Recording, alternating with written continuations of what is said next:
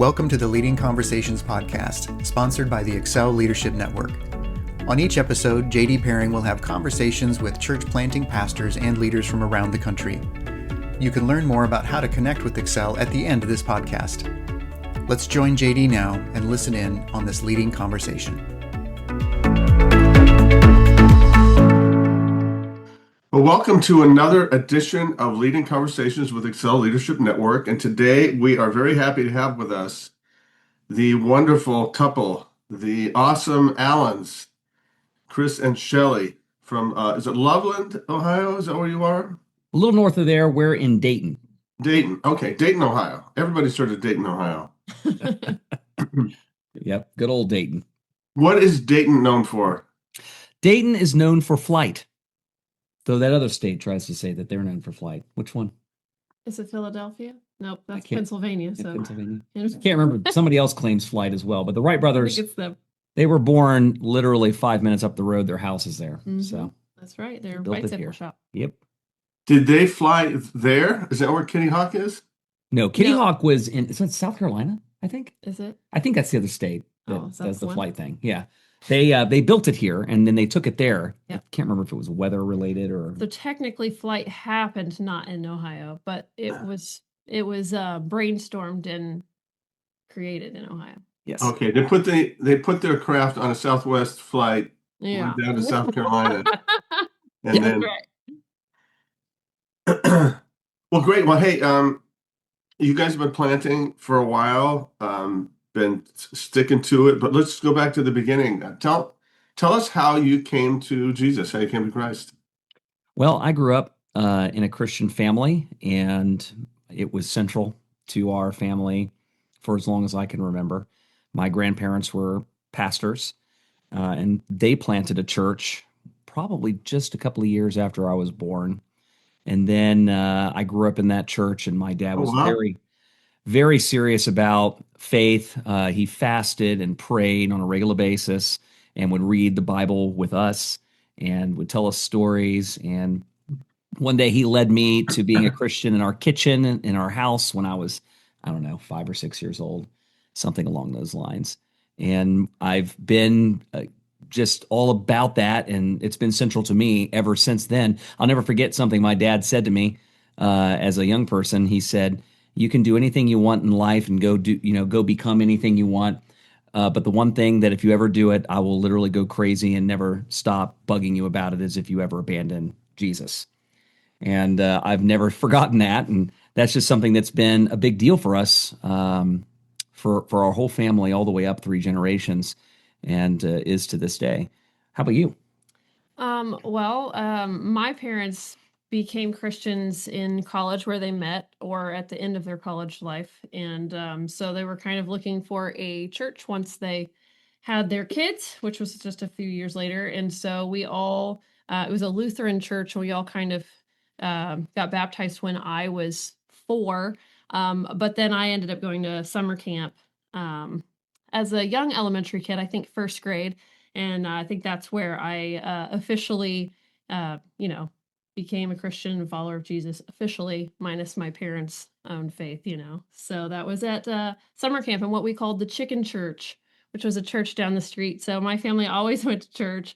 My mom always encouraged us to do memory verses for our youth group on weeknights, and we never missed on Wednesday nights when we had our church. And sometimes we hopped places, but my mom liked to be part of the music ministry, so we've just kind of always been in it. And that's actually how I met Chris, was at church. So Yeah. At what event? at Chick Bash. Yes. What's this? We had a youth event at a church down the road where we all thought, let's give Chick-fil-A sandwiches out to everybody. What should we call this? And at the leadership meeting, we said, let's call it Chick Bash because it'll be funny. And I got a flyer for this event and went to it. So I met my wife at Chick Bash, and that's a story I continue to tell over and over because I think it's funny. There's a lot of different directions we could go with that, but let's let me ask you, Shelly. Do you remember your 4-year-old baptism? I do, actually. I remember doing it. We were at that particular church for a long time. My parents actually were the youth leaders for that church. And so I remember doing it, but it was a Lutheran one, so they just kind of wet your head and all of that. But like I said, it wasn't necessarily my decision. I wasn't obviously against it, but I think I kind of kicked it down a couple years later at church camp. Okay. Well, where did ministry come from? You guys stepped into ministry. What happened there? Well, growing up in church my whole life, had been involved in helping with whatever was going on, starting out with the basics, and eventually picked up an acoustic guitar. My dad had an acoustic guitar that, as a child, I heard from them. I sat on and cracked it. And so he pretty much stopped playing it after that, but it was still usable because some years later, when I was 12, I picked it up and started playing, and I started a terrible youth band at our church that we all kind of were starting out just in the beginning of our music ability, but we grew together, and eventually our little youth band was playing on different churches in Dayton. When I was 13 and 14, we were being invited to some large churches to come and play there, which is pretty cool. And then I started leading worship as a worship leader at our church when I was 16 years old. And eventually, as my grandmother, who was the main worship leader there, was experiencing some medical difficulties, I started becoming the primary worship leader while helping with the youth ministry. And then shortly after that, our youth ministry. And this is when you were like a teenager? Yeah, this is when I was a teenager. So I was very involved in the church and was constantly trying to get everybody to give me rides there because I didn't have a driver's license because I kept failing my driver's test. What's this now? I failed my driver's test over and over, so I was How many constantly times? getting rides. How many times did you fail? 3 times I failed it. I've heard of worse. So wasn't too long after that there were some things that happened in the youth ministry, and it kind of went down. Got involved at a church up the street that was very large. Our church that I grew up in was smaller, about 150 or so, and probably more like 80 or 90 back then. It grew to be bigger, but the church up the street was a couple thousand people, and so I went there and got involved in the youth ministry there, and it was exploding. It was vibrant. It was, I think the youth ministry while I was there went from 80 to 300 high schoolers on Tuesday nights, and there was, I don't know, 150, 200 baptisms while I was part of that, and that was a transformative time. That's where I met her, was at that church, and we picked up what we learned there and brought it back to the church I grew up in. And at that church, her and I had just met each other, and we were just acquaintances at the time. I would say pretty much acquaintances, but we were both there right at the beginning of launching a brand new youth ministry at our church. We only had 5 of us or so that started that out, and within 20 weeks, I remember it was 20 weeks because we had a 20-week plan, and at the end of the 20 weeks, we went from 5 to 118 Wow. on a Wednesday night for a student side of things, and which exceeded the weekend attendance. And it was such a short-term thing that happened so rapidly. It was unbelievable, and we had so many baptisms and so many life transformations, and it actually caused the weekend to grow because there were so many students coming to this youth ministry. And while we were there, one of the things that we started realizing is that the way that church was being conducted for the weekend was a very different style than what we had envisioned for us. Nothing wrong with it. In fact, I would say the church that I grew up in was very genuine and very real, but very charismatic and not always seeker-minded, which is something I consider to be, some people think that's bad. But for me, I think being seeker-minded just reminds me of, James, who says, let us not make it difficult for those turning to God. So I wanted to turn that direction. And so I started just kind of mentally thinking, what would it look like if we created something new? And so that was the beginnings of ideating towards a change in the future that we might step out and plant. Did you sense some call to ministry, or was it just natural? I don't know that there was ever a day that I felt like there was a call. I just knew it was who I was. I've known it so long that it fades into history. Like into my mind, there was never a time where I thought I wasn't going to be doing it. So I started so young that it's almost difficult for me to recall it. I think that as we started to move out into church planning, we definitely did experience a different kind of faith than we previously had encountered. Everything we had done up to that point had been very strategy oriented and creativity oriented. When we went to church plant, we realized that faith was integral in a way that we didn't necessarily realize before then, especially when it was such a difficult journey going through having nothing. When you go to having everything provided for you to going having nothing, you have to rely on God. Where did the church planting bug come from? The church planting bug really mostly was us thinking maybe we could create something that's very seeker driven, and very, leaning into just any idea that we can think up that would be helpful in drawing people towards God, rather than I don't know how to explain it necessarily. Our church that we were at previously would sometimes just not be totally programmatic. And I'll give you an example. Sometimes they would have announcements, and during the announcements, it would just sort of get a life of its own. And then there would be people giving testimonies and that weren't planned necessarily. And then it would take sometimes 45 minutes. Sometimes they'd cancel the message because it just went on and on. And that was something that really got under my skin, because I was very programmatic, very resolute. We'd like to think through things ahead of time, plan out message series, plan out special events, all those things. That was my mindset. And so we started thinking, I'd like to do what we're doing here at the church I was at, which is Vineyard Church, and take it out of the vineyard, and do something new that was leveraging all of the the spiritual components of that through the lens of organization and planning and thinking. And that's what really generated our excitement towards that. Later on, we would realize the value of leaning on God and trusting God in a way that was supernatural. I think in the early days, it was, like I said, we were young. I was 23. We started our church when we were 20. When I was 23, how old were you? Put me at 21, 20 probably. 20, yeah. Yeah, 20 years old. I was 23. We didn't know what we were doing. We had no idea. We were as just... Well, I think that we didn't even necessarily want to start a church and be the main people. As Chris was the worship leader at our current church that we were at, I think we were kind of leaning towards, we want to be in leadership, but it wasn't that we necessarily had to be the lead people. And then we just, every time we were like, oh, here's a person, it just didn't really work out. And it was like, oh, God's telling you it's your job. So you're making me laugh because I forgot about that. Yeah.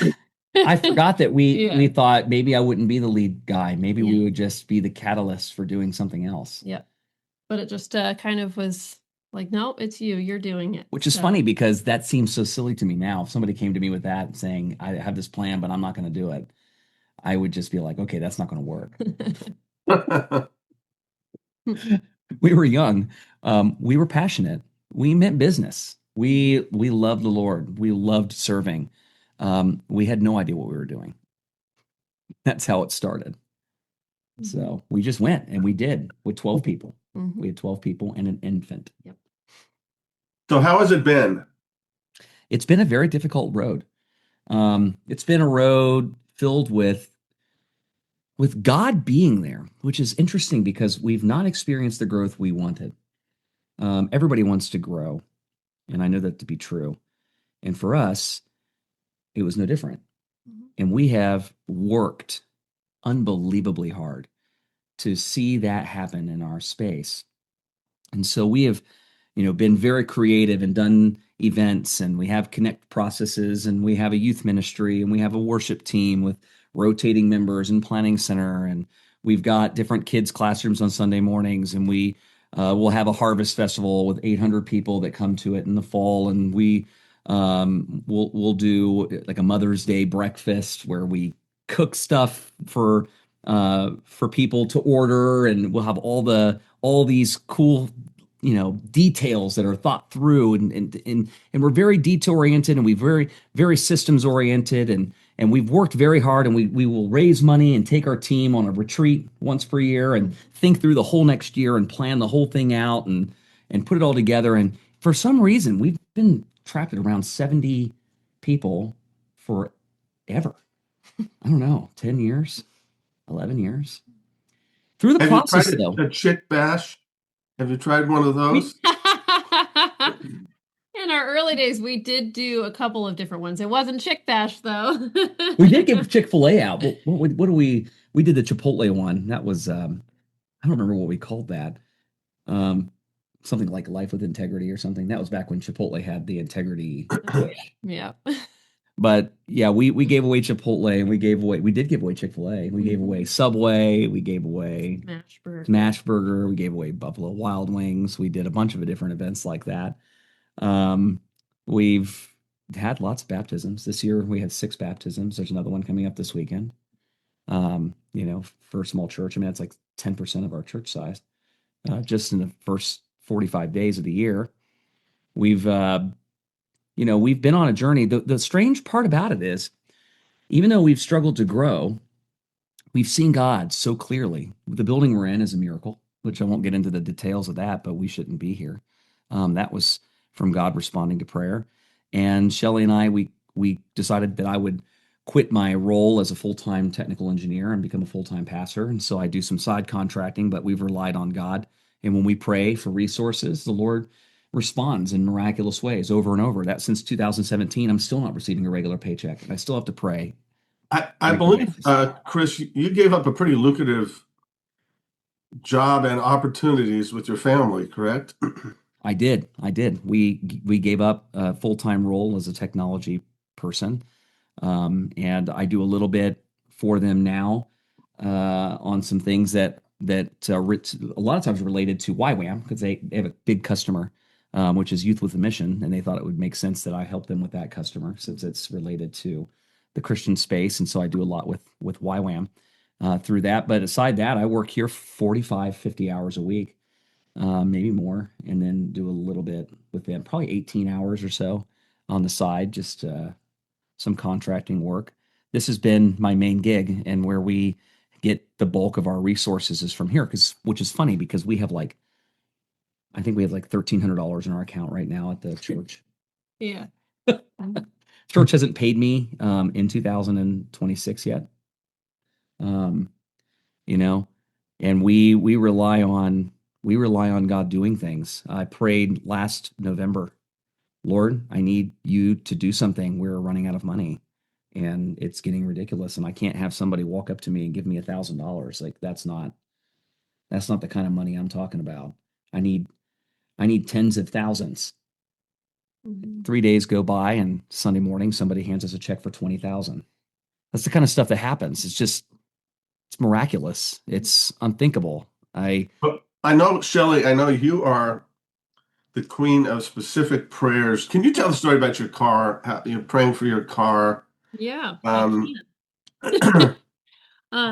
Well, so Chris and I had we had two kids. We had 3 kids. We had 3 kids at the time, and we were going for 4 because our whole plan since we got married was 4 kids. And I was like, it's time. We have to have child number 4. And then I said, we need a bigger car, Chris, because the 4th one's not going to fit in this car. And he said, well, that's too bad. You need to talk to God about that. And I said, fine. Because we were broke. I'll do that. So we had 3 kids at that time in car seats, all shoved in the back seat of my Dodge Avenger. So not very big. But I had decided for a long time that I wanted a Dodge Durango and that I wanted it to be at least a 2011. So the newer body style. Newer at that time. Mm-hmm. Well, yeah. And, and so I started praying for it. I wanted at least a 2011. I wanted it to have leather interior, dark leather interior. And I wanted it to be a dark colored car. And so every time I'd see a Durango drive past me on the highway, I'd just pray right there. So I see one, I pray. So, I could pray for it multiple times as I'm driving somewhere. Any given day where a kid would be bumping their head getting in the car and they'd say, we need a bigger car. I said, yeah, pray for that. And then I'd pray for it again. And so I had many reminders to pray for my car. And eventually I started getting really creative and putting a nice time constraint on God. And I said, hey, if I could just get confirmation that I'm going to get my new car by my daughter's birthday, if I could get confirmation of forward movement by her birthday, that would be great. And I was like, because I would like to have my new car by Christmas. And so I just kept praying that. That was a little addition I put on there. And so then one day, Chris was meeting with a fellow leader in town, and he pulled up in our Dodge Avenger, and he went to get out, and the air was coming out of the tire. And he saw the guy he was meeting with. He says, "Hey, my tire has a nail in it. I got to go take it to go get it fixed, or I'm going to be stuck here." The guy says, "I'll follow you over there and we can still grab lunch while they fix it." So he drops the car off, and then comes on back. And then eventually the guy brought Chris back to the car shop to get the car. And Chris was like, "This is a really nice car you got." He's like, "Thanks. You want to buy it?" And Chris was like, "No, but my wife really wants one of these. She's been praying for one." He's like, "Oh, well, think about it. I'd be willing to sell it to you."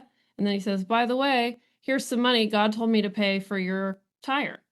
And so Chris calls me right away after that. And he said, Well, at first I thought, thanks. "Why would you pay for my tire?" But I got my car and I thought, God, why would you make him pay for my tire?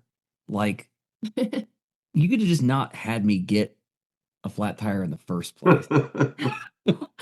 And that's when the bell went off. I was like, Yeah. Oh, this has something to do with Shelly's prayer. That's when I called. Yeah. So he calls me and he's telling me about this Durango and this whole story. And I said, "Well, what year is it?" And he's like, "Well, I don't know. I think it's the newer body style." And I said, "Okay." And I said, "Well, what color is it?" And he goes, "It's dark green."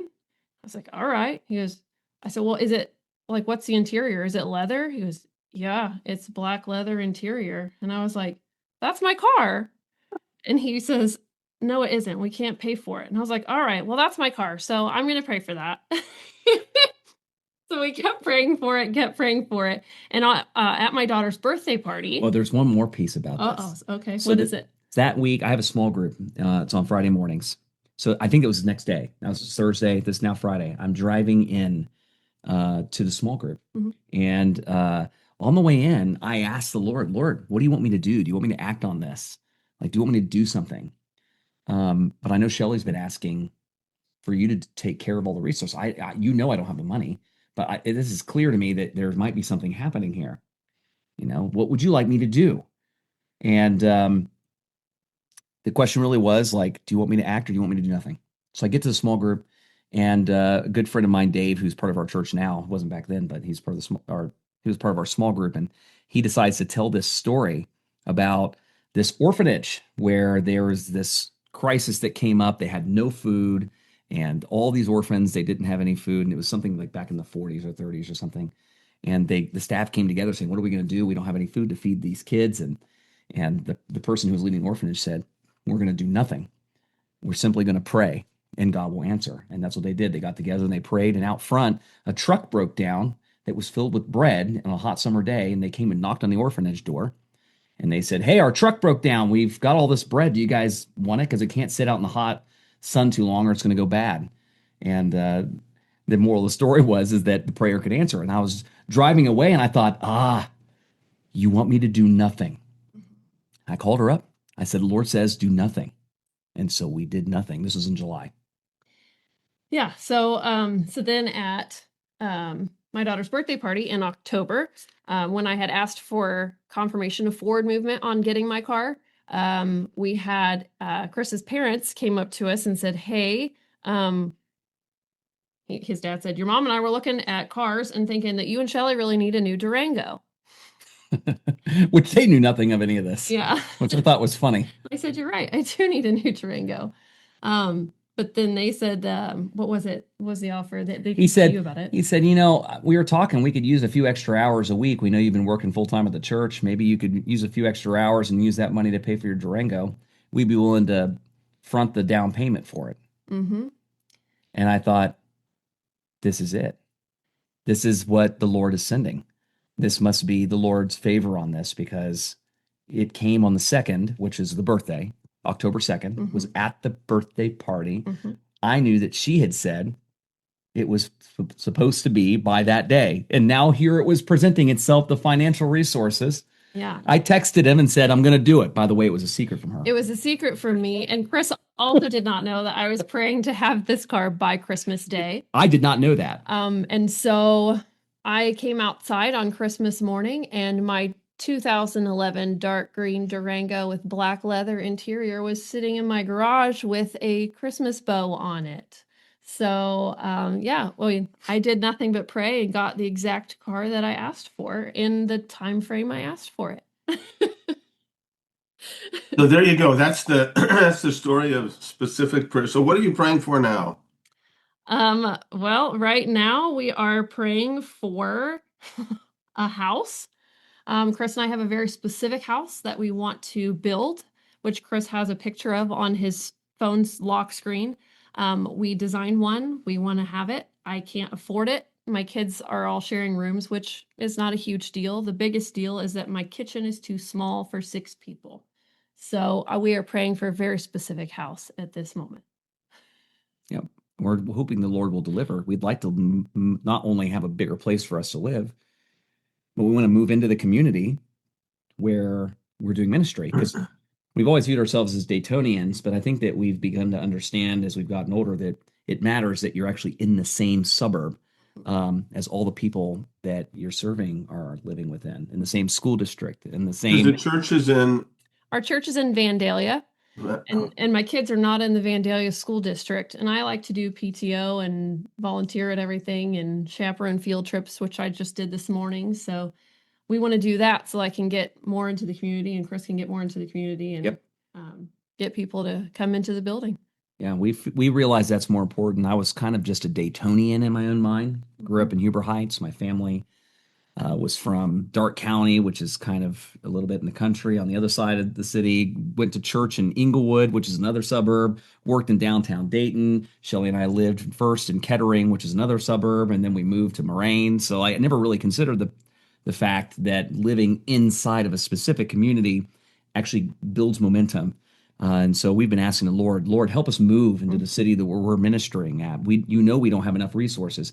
And we built a house in a town. It was a brand new house that we built in a town that was a little bit lower land value than the one where our church is located. So it's not like a 1-for-1 trade. If we sold our house where we're living, it would not buy the same size house where we're going. And we need to get something a little larger, not even the same size, let alone smaller. So it's another Durango situation. We can't do it, but there you go. Done. And we refused to accept just moving down. I told the Lord, I'm not doing that. You're going to have to provide a different way. And I think he finds that funny, because the scripture says you don't have because you don't ask. And so we've put that in front of him repeatedly over. Is it a dark green house? Leather interior? It's not, but it's got a very large front porch for me to sit out and read books and watch the kids play. So. Wow. Well, thank you for the testimony of just specific prayers. I don't know if I told you that, but I started praying for a specific car as well. I had a car, God miraculously provided it, and it was time to get rid. I don't want to sell it, so it's like, let me see if Daniel down in Tijuana might be interested. So I sent him a note. I'm thinking about donating this car, and he said, I'll be there Sunday to pick it up. So I was without a car, and I'm like, okay, what do you do? Well, I know Shelly prayed specifically. So I prayed specifically, and God came through, and that's just a good reminder. Sometimes we think, well, that's selfish. That's, telling God what to do. But I think it's childlike faith. It is. I say that to people all the time. I mean, why not? Why not do it? I've got so many stories like that. They're not even huge deals, but lots of things like that happen. So why not do it? I keep telling people, you're not asking. So we're doing that with our kids now. They want it. They should start asking, and not asking me, but asking God. Yeah. They recently prayed for a trip to Hawaii. And then all these things fell into place, and we're getting a trip to Hawaii paid for. That's you need to get them to pray for the church finances. Absolutely. I know. Why haven't we thought of that one yet? So many stories where God has done things so specifically that are just unreal. The number of stories are mounting to so significant. I can't remember them all. Yeah, we got to start a journal. We need to start a journal because it's just an unending list. You could write like a daily devotional. Yeah. Or a weekly devotional, come up with 52 stories. I mean, that's a great idea. I love it. Hey, Probably have that many. let me ask you this. You've talked about specific prayers, but how about a leadership tip from both of you? I think the leadership tip from me is faith is the most central thing in this kind of work. And it seems cliche, but I think that faith is more than just having a big vision. I think that faith is stepping out where there is no platform and you're going to fall unless God comes through. That is really the thing that has been the difference maker for us. I think that praying for things that seem silly to pray for, if it seems silly to pray for, that's probably the category of faith we're talking about, where it's a little embarrassing to tell people what it is you're praying for. If it's not a little embarrassing, it probably doesn't qualify as the kind of faith that I think is required for the work that we do. Because really the thing that I want to be more than anything for the church here is not some theologian, although it's useful to teach and it's useful to preach and it's useful to do those things and they have a place. But I'd like the people that come here to see that God answers prayer, and that if they lean in on God, they can see and experience the same things we have seen and experienced. And if that happens, it changed people's lives forever. Mhm. That's mine. What about you? I don't know. See, that one would be probably my main one as well. But I think being helpful to your fellow leaders, and like our word for the year is being being hospitable, so hospitality. And so not only to people who are coming in the door, but to your own team, because the more that you are serving your own team, the more that they're going to serve everyone else around them. So I think that is a big deal. Well, great. Well, how's the car running, by the way? Car's running great. Well, actually, the my Jesus car, as I called it, got totaled, unfortunately. But I said, maybe there was something that was wrong with it, and so it got totaled. So I was able to get a newer model of my Durango. Yeah, You have a Durango. All right. The new almost twice the Durango. value of that one. Now the insurance. Yep. That was wild. You ended up on Well, thank you so much for what you're doing. Thanks for hanging in there, sticking with it, and plugging away. That's ministry. Yep. Still here. We're going to be here. Not going anywhere. That's right. Will you come back on when you get your house? Absolutely. We're going to get it. The Lord's going to do it. Well, we'll do it then. So, hey, thanks so much. Yeah. Thanks. Thank you. Okay, how was that for you? Good. Good. From our standpoint. Yeah. Great. Yep. Well, hey, we talked about this. How can I pray for you guys? I think that really the thing that we're asking for prayer on right now, kind of universally, is that the Lord provides for us a means to move to Vandalia. I think that's pretty much the big thing. And then also just our next steps for the church. Like, what's the next best move for us? We have, as far as like encouraging growth goes. I've mentioned it to you the last couple times we've been together that we are currently spinning our wheels. We don't understand why we're stuck. We cannot grasp it. Some of our elders have talked of selling our building and moving locations and just different things. And so we're just trying to decide what is the best option. Yeah. We've thought about pitching a partnership with Rivers Crossing as a campus. But we've held tight because we've waited to hear what the Lord has to say. We want to know what his thoughts are before we just go to do something that is difficult to reverse. So we are just kind of hovering that space. So two things on that front, really. Like, one, pray for that, and two, if you have any thoughts for us, JD, we are open ears. Yeah. Are you maxing out the building? No, that's the issue that we're facing is we cannot seem to, the gravity is not forming. We cannot figure out what the issue is. We have hypotheses of what could be causing the problems, but we cannot figure out why it is not cumulative. So what does it hold? This building probably, for a service, you probably could do 250 in a service, one service. You could probably do a 700 or 800 person church here without changing anything. That'd be tough. Oh, really? Multiple services. It'd be quite full, I If think, you because did- the kids' rooms aren't quite big enough for that. Yeah, if you had 3 services on Sunday and an evening service, Yeah. like you could do it. But it's just a matter of we can't fill one service, Mhm. and it's been tough. What's your marketing?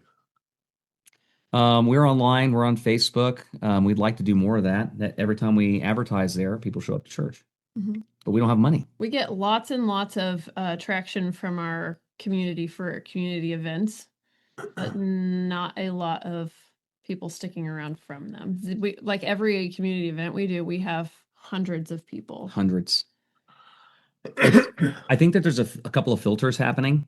I think filter one is that our building looks traditional on the exterior. And so people who might be interested in what we have pass us up. Mhm. And people who might be interested in something more traditional give us a shot and then come in and we are not. And then they think, I don't know that this is for me. I think that Yeah. that might be one of the filters happening. I think another filter that could be happening to us is that we're located in Vandalia, which is a higher income community. However, we're on the very far southern edge. Like across the street. Yeah, Yes. it's like we're talking like 1,500 to 2,000 feet away from being completely differently placed. Yeah. It's hard to understand unless you live here. To where there's another community called Northridge, which is a different kind of community. It's I don't mean any disrespect, but it's more impoverished. Tends to have a little bit higher crime rate. Where are your people coming from? They're coming from all over Dayton in large part, plus some Northridge students. We're right on the exit to 75 at the 70-75 interchange. So it's like really Well located as a regional church. So we do have people coming from all the varying suburbs, but like people who come through our church from very local, which would be Northridge, they come in, and it is no surprise to me that I have a harder time connecting with them because I tend to come from a more white collar background, and a lot of them do not. And I think that, again, there's a filter mismatch there. And people from Vandalia, because we're not that big down here, I think that we're just not punching through, and they think of us as being Northridge. And Vandalia is not going to go to a Northridge church. And Right. They are probably the ones that would connect most with me as a leader. And so it's kind of precarious if our church is a little larger and our church had a little more presence and people knew about it in Vandalia, like we're not even living there, so they don't know us. They might be willing to try that out, and there might be some catch that happens when we start collecting and building. But because Vandalia people don't even really want to give the time to go south into a Northridge church, I think that we just have like a geographic mismatch. If we were a little bigger, we probably overcome that. And in fact, our location would become a strength because we're so well located for Dayton. There's hardly anywhere in the whole region that's probably 20 minutes. Yeah. 20 minutes from 1 million people in all directions. And so like our location is a weakness and a strength. I don't know how to fix it. I don't know what to do. We have been so intentional. We plan these retreats. We create these custom retreat books where we assign our team to read a book, and we go through a strategy session, and we review all of our events, and we walk through what worked, what didn't. Have you had people from the outside come in and look? Yeah, from big churches like Christian Life Center. We paid people to come through. And what did they say? They said service is excellent, hospitality is top notch, exterior signage could be better. And so what we did was we went and we bought a bunch of A-frame signs, and we deployed them all around the property every Sunday morning where it shows you where to go and what to do. And we even have signs that are silly that say things like, what are some of the signs that say out there? Oh gosh, it depends on the season. I know we change it up. We have one for every holiday that's funny. They're just jokes. They're joke signs that says, I can't think of a single one that's escaping me. There's some personality out there and all this signage, and we'd pull it back every week. And that was the thing that they said. My buddy Dustin Smith, who has been on staff at many mega churches, Christian Life Center, 2,000 people, and then Cincinnati Vineyard, 8,000 people, and then Ginghamsburg was 5,000 people. And the other day we were hanging out, and he said, "Man, I watch your services, and I just don't I don't see what the issue is with what you guys are doing. And I said, I don't know either, Dustin. This is unhelpful advice. And who's coaching you right now? Nobody's coaching us right now. I would encourage you to get a coach. You know how I'm thinking of it might be different, but Steve and Katrina Bentley. I don't know that I know them. Yeah, they came to the last connection we had there. Steve's the guy with the big long beard. They're from Flint, Michigan. Maybe I do know them. Oh, yeah, we know them. Yeah. Yeah. And he is Flint's a little different. And they're definitely blue collar, but he has been a great coach for some people. Yeah, we are open to it. Yeah. I know we had one coach named Mark Krenz. He planted 2 churches that grew to hundreds. We still hang out. And he and I have had many sessions where we cannot figure out why we're stuck. Well, I know traffic patterns are a huge thing that, we had this when we were in the Bay Area. There's a town called Vallejo of a couple 100,000, and then right next door is this town called Benicia, 25,000. And we planted in Benicia because people from Vallejo will come to Benicia, but people from Benicia would not. Mm-hmm. And Yep. it's just classism is basically what it is. It's classism. And the thing is one of the reasons I like talking to you, JD, is you do understand this. You understand that there's realisms you have to just face. Yeah. And that's what we're facing. So, and I mean, what if you just targeted that blue collar? That's hard. We had been targeting them. 800 or 900 of them show up to our events. But they cycle through and they just don't stick. In fact, the funny thing is the ones that do stick, like James and Anna, they work corporate jobs. Yeah. It's funny to me. I'm just like, well, of all the people that stuck around, we've had a few that have come through and have stuck around for a little while, like Brenda. Mm-hmm. Obviously completely world of difference. And she was here for a while. Ashley, our world's totally different, but she stuck around, got baptized, been here.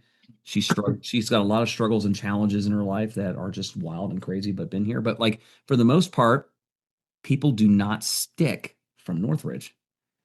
And I just don't know if I don't really know if it's just because my background, I don't understand them as well, which might be part of that. And I don't see the world the way they see the world. But the ones that do stick are the ones that have had backgrounds similar to ours. Well, if you were gonna plant, if you found somebody to hand that to, and you would go plant somewhere new, where would you go? Good question. I don't know. I mean, I'm fine with Vandalia. Like we're really close to where we prayed to be here on Miller Lane. Here we are. I don't know. Yeah, because we've talked about just looking in this area-ish, but more towards Vandalia for a different building just to see. But I don't know that I don't know that we have any other thoughts as far as like actually just planting somewhere else. Yeah, one of the advantages here is that it's so accessible. We've talked about moving up the road to an Office Depot that's gone out of business. But as far as a different town or something, I don't know that we've thought about that. Yeah, we've not really thought about it because we've been pretty satisfied being here in the area. I know Crossroads is encroaching down south. Mm-hmm. They're massive. They just built their campus, $22.8 million campus that they built there. Is that a site from the Cincy Church? Yeah. It's epic. Wow. It is epic. They took over half the mall. Yeah. And you don't want to move anywhere else? I've not felt called to do it. I've not felt like a strong inkling to do it. I do believe that we are in a state here where we should probably be thinking about some strategic moves. We need to do something, whether it's physically moving or just making a partnership with somebody. One of the things that Shelly and I've talked about probably for 3 years straight now is what would it look like if we became like a campus with Rivers Crossing, became part of them, became their identity. And then at the end of it all, they released us as an independent campus once we were stabilized. But through that process, adopt all of their systems and structures, and we just became an extension of everything they're doing. They're so similar to us, actually. Like They the have not culture done is so well similar. with campuses. I know. Actually, when they first did their campus, I was a little confused by it because there were some things they did that I just did not understand, other than the fact that they inherited it.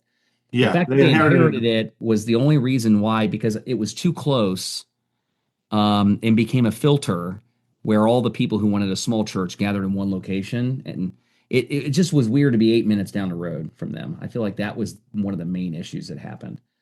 All the issues they encountered there, because I went through like an autopsy with Jeff, would be things they would not be encountering in this situation. I just don't know, though, what that presentation would look like. You probably know them better than us. But like from our standpoint, they told us they couldn't figure out how to spin up a youth ministry. They couldn't figure out how to spin up leadership structures. They had two different pastors that they actually had to let go prior to the opening of the campus, and Jeff had to take it over. All those things would not be the case in this matter because they would have strong. Yeah, that was a mess there. It was a mess. The leadership piece. I think it has left them with a bad taste in their mouth. So we know that going in. We know that, which doesn't necessarily mean I wouldn't present it anyway. But we've been pondering it. We know they're one of the few ones we trust to do this. We've had offers to combine with other churches before, but we did not trust it. Yeah. My biggest, I mean, for me, I'm a feelings led, I guess, person. So like, I think it's spiritual. yeah, It's discernment. just listening to what the Spirit's telling me to do, whether I feel good about it or bad about it. And I was telling Chris that I am kind of feeling off because I don't actually have a feeling for yes or no for any of the options of things to do that people have been throwing out. So I'm kind of just like feeling in limbo because I don't feel like I have an answer of what it is we should do Yeah. or not. Yeah, and we didn't want to start down a road to do something like Rivers Crossing unless we had a really clear concept there that made sense. We would understand it's a takeover. I understand church mergers. I know how that works, which would probably make it possible from their standpoint because we do understand how that works. That that our identity would diminish greatly. I don't know, JD. These are things that we were thinking about. We need smart people like you to help us walk through this stuff. I don't know what to do. I would just say have Shelly keep praying. Mhm. I She think is. consistently talking through stuff like this with a coach would be really helpful. Mm-hmm. Yeah. And I'll connect you with Tim, who's the coaching lead, and with maybe Steve and Katrina. That sounds great. Yep. Well, thanks for your story. It was fun. Yeah. Thanks for Thanks for inviting us. We appreciate it. Yeah, and I apologize for last time. So That's all right. Don't worry about it. We're cool, man. hopefully we'll see you soon. Absolutely. Yeah, absolutely. Thanks so much. Bye. Bye. Thanks for joining the Leading Conversations podcast. We hope that you found it both helpful and encouraging. At Excel Leadership Network, our focus is on the church planter rather than the church. If you'd like to find out more about us, visit our webpage at excelnetwork.org. Don't forget to subscribe to this podcast so you don't miss any future episodes. See you next time with another Leading Conversation.